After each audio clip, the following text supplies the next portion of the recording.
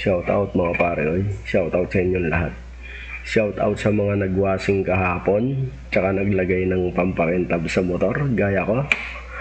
Ako kasi kahapon nagwashing ako, tapos naglagay ng pampakintab sa motor. Tapos pagdating ngayon, ito, umuulan. Oh, putik na naman. Kakaputik-putik na naman ngayon ng motor mo.